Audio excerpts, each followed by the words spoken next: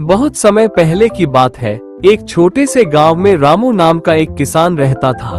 वो बहुत ही ईमानदार, मेहनती और सरल स्वभाव का व्यक्ति था। रामू के पास ज्यादा जमीन नहीं थी, बस एक छोटा सा खेत था जिसमें वह दिन रात मेहनत करता और अपने परिवार का पेट पालता।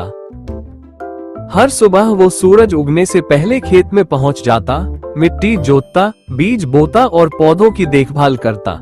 गांव के अन्य लोग कभी कभी उसकी मेहनत का मजाक उड़ाते थे, लेकिन रामू पर इसका कोई असर नहीं होता। उसे विश्वास था कि उसकी मेहनत एक दिन रंग जरूर लाएगी। एक साल गांव में बारिश बहुत कम हुई। कई किसानों की फसलें सूख गईं, लेकिन रामू ने हार नहीं मानी। उसने अपने खेत के पास एक छोटी सी नहर खुदाई की और पास की नदी से पानी लाकर अपनी फसल को बचाया। उसकी मेहनत और सूझबूझ से उसकी फसल तैयार हुई, जबकि बाकी गांव के खेत सूखे रह गए।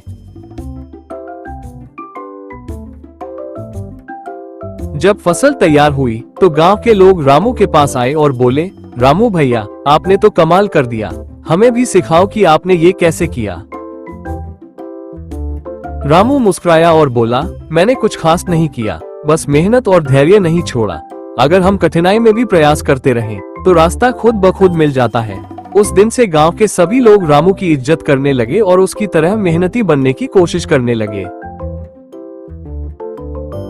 भोर का समय था। पक्षियों की चहचहाहट और मंदिर की घंटियों की आवाज गूंज रही थी। रामू अपनी झोपड़ी से बाहर आया, माथे पर साफा बांधा और हाथ में हल लेकर खेत की ओर बढ़ा। रास्ते में रामू ने देखा कि कुछ किसान अभी सो रहे थे। कोई चाय की दुकान पर हुक्का पी रहा था, कोई ताश खेल रहा था। रामू को ये देखकर दुख नहीं हुआ, बस मन ही मन कहा, काम से ही सम्मान मिलता है, आलस से नहीं। रामू के दो बच्चे थे, पिंकी और मुन्ना। पिंकी पढ़ लिखकर टीचर बनना चाहती थी और मुन्ना का सपना था एक बड़ा ट्रैक्टर खरीदना, ताकि उसके पापा खेत जोतते समय थके नहीं। बच्चे रोज शाम को अपने पापा से पूछते, पापा, हमारा सपना कब पूरा होगा?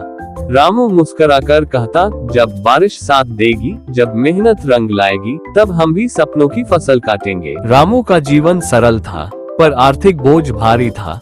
पुराने समय का एक कर्ज रामू पर अब तक लदा था। गांव के सूदखोर महाजन भोलाराम ने जब तब आकर उसे ताना मारा करता, अरे रामू, तेरा कर्ज कब चुकाएगा? खेत बेच, चैन पाए। रामू जवाब देता, जब तक हाथ में हल है, तब तक उम्मीद जिंदा है। गीता चुपचाप सब देखती और मन ही मन रोती। वो चाहती थी कि रामू कुछ दिन आराम करे, लेकिन जानती थी कि रामू की सांसें खेतों की मिट्टी में ही बसती है। उस वर्ष गांव में बरसात बहुत कम हुई। जो बूंदें आईं, वे भी जमीन तक पहुंचने से पहले ही हवा में उड़ गईं। खेत सूखने लगे और एक दिन अचानक आंधी आई। रामू की अधपकी फसल भी उड़ने लगी। रामू खेत में खड़ा था, आंखों से आंसू बह रहे थे, लेकिन उसने कहा, धरती माँ की परीक्षा है, हार नहीं मानेंगे। एक रात रामू अकेले नदी किनारे बैठा था। मन में चिंता, बच्चों के सपने, पत्नी की आंखें, सब घूम रहे थे।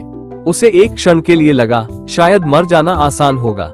तभी एक बच्चा, मुन्ना, उसकी पीठ से आकर लिपट गया। पापा, आप यहाँ क्यों बैठे हैं? चलिए ना, आपको बिना देखे नींद नहीं आती। उस क्षण रामू की आंखों से आंसू बह निकले। उसने खुद से वादा किया, अब चाहे कुछ भी हो, मैं हार नहीं मानूंगा। 3 महीने बाद रामू के खेत में पहली बार इतनी हरी भरी फसल लहलहाई कि देखने वाले देखते रह गए। धान की बालियां हवा में झूम रही थी। मुन्ना और पिंकी खेत में नाच रहे थे। गीता के आंसुओं में सुकून था। गांव के मुखिया ने ऐलान किया, रामू को गांव का आदर्श किसान घोषित किया जाता है। उसकी मेहनत, जज्बा और लगन हम सबके लिए प्रेरणा है। रामू के चेहरे पर संतोष है।